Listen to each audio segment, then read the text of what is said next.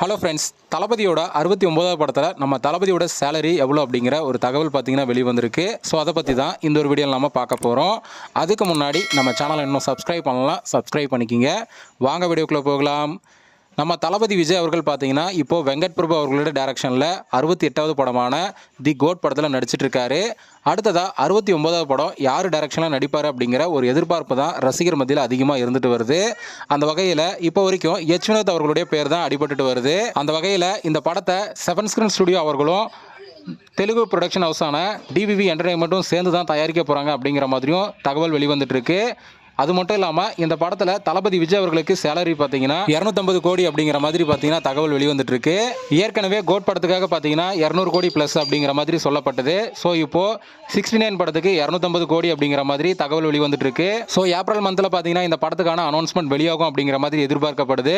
So wait பண்ணி பார்க்கலாம் நம்ம தளபதியோட 69வது படத்தை யார் டைரக்ட் பண்ண போறாங்க அப்படின்னு. ஓகே ஃப்ரெண்ட்ஸ், இந்த ஒரு தகவல் பற்றி உங்களோட கருத்து என்ன அப்படிங்கிறத கமெண்ட்ல சொல்லுங்க.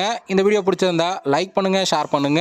இது போன்ற தளபதி பற்றின அப்டேட்களை தெரிந்து கொள்ள நம்ம சேனலை சப்ஸ்கிரைப் பண்ணி சப்போர்ட் பண்ணுங்க.